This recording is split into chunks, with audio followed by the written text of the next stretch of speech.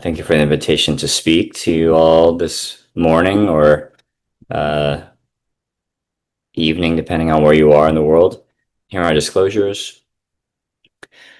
So I'll talk about the landscape of alcohol use disorder, alcohol-associated liver disease. This is going to be a more U.S. focused type of talk based on the data that I'm aware of.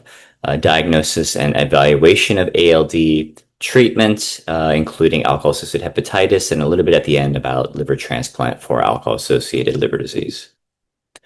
So I'd like to start by reminding myself and all of us that we really need to be consistent about how we speak about alcohol. We'd like to move away from the more pejorative, stigmatizing alcoholic language. They're people and patients, and they're not alcoholics, right? They're not defined by their disease per se. And so now we've made some changes in terms of terms such as alcoholism to alcohol use disorder, and moving away from alcoholic to alcohol associated or alcohol related, depending on which guideline you follow, and avoiding the term recidivism, which is really more of a legal criminal term about going back to criminal activity. We don't talk about cancer having recidivism, right? We call cancer having relapse, for example, and alcohol should be considered the same because it's a disease, not a behavioral choice type issue. So alcohol use disorder is essentially defined as the harmful consequences of compulsive alcohol use. And you're probably all very familiar with the DSM-5 criteria that came out in 2013. But for completeness sake, you have three categories of AUD: mild, moderate, and severe, depending on how many of the criteria a patient fulfills. Alcohol use disorder in the United States and probably in the world is rising. From 2002 to 2013, there was almost 50% rise in the incidence of alcohol use disorder.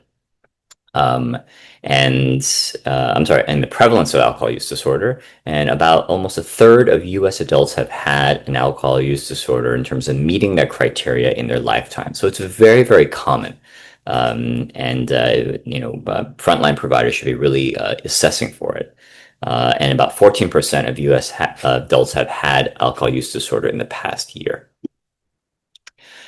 The demographics of patients with AUD has changed over time, and subpopulations that we used to think were sort of protected or AUD was not relevant to, such as women, patients who are African American, other minorities, and young adults, we felt were protected against AUD, but that's not the case anymore. And you can see some of the largest increases in the prevalence of AUD are occurring in patients who otherwise were thought to not have this condition. So again, we have to be on the lookout for that. So how do we screen for AUD? These are some common and validated questionnaires. The AUDIT-C is the most validated and most common. It's only 3 questions, okay?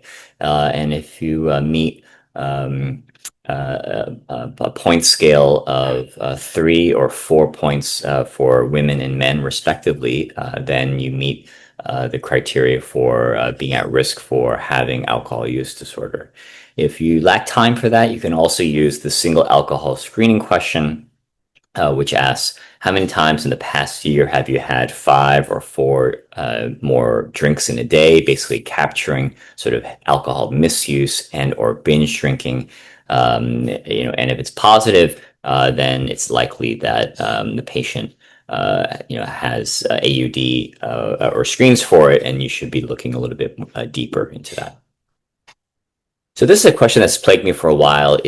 There's definitely a overlap between patients with ALD and AUD, right? But there are some patients who have significant misuse who may not meet the criteria for full-blown alcohol use disorder. Okay, I think the best way to think about it is that most patients with ALD do have AUD, but probably at least mild AUD, right? And so if you look at here, sort of 2 out of 11 criteria to be fulfilled, alcohol is often taken in larger amounts than intended, and you develop a tolerance for alcohol. You have two, that's mild, okay? But a subset of patients with ALD will have moderate to severe alcohol use disorder. And in those cases, um, patients will require formal behavioral and pharmacotherapy. Okay, and these are within both the psychiatric and liver guidances that it's not just counseling that they should stop, but they need formal treatment of the comorbid condition. Okay. So I want to make you familiar with a test that's quite common now in the United States called the phosphatidylethanol. And it's a blood test that essentially has really changed the care of patients with AUD and ALD, and one of my favorite tests. It's a metabolite of phosphatidylcholine and ethanol by the enzyme phospholipase D, which sits on the surface of red blood cells. And because of the lifespan of red blood cells, the test and the molecule can detect alcohol use for up to 2 to 4 weeks. So it really monitors alcohol use much of a longer time period than other tests such as serum ethanol or urine ethyl glucuronide. Seems to be really unaffected by many things that have plagued other biomarkers in the past, so it's quite specific. It has outperformed other biomarkers, and it does have high cost, but it is basically what we call the hemoglobin A1C of alcohol disease.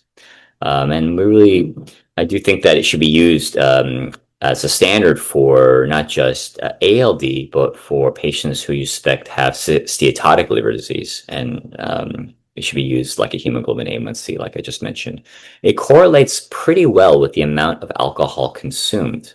It's not perfect, and at higher levels, perhaps the line, the relationship line is not necessarily linear, but generally speaking, a higher value does correspond quite well in all different ALD spectrum types with the amount of alcohol consumed.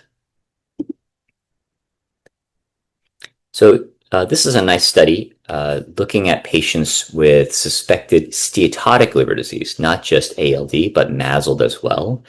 And by using alcohol biomarkers, in this case, urine ethyl glucuronide and hair ethyl glucuronide, they found that 30% of those who had been presumed, just based on history, that they had MASLD actually had increased alcohol use that put them in the range of either MET ALD, which was discussed in an earlier talk by my colleague and good friend JP Arab, in this indices platform in the past. And 10% of patients were drinking very heavily, even though they denied heavy alcohol use, right? And so, and this was a 70% underestimation when compared to AUDIT-C. And I think that gets to the point that patients are, I think, nervous and maybe embarrassed or not necessarily forthright about their drinking, even to their providers, especially in the first visit. And it's important for us to trust but verify patients and their alcohol use with alcohol biomarker testing if that's available to you. But you can see the power of this, how you can miscategorize and mistreat patients based on histories that are inaccurate in steatotic liver disease.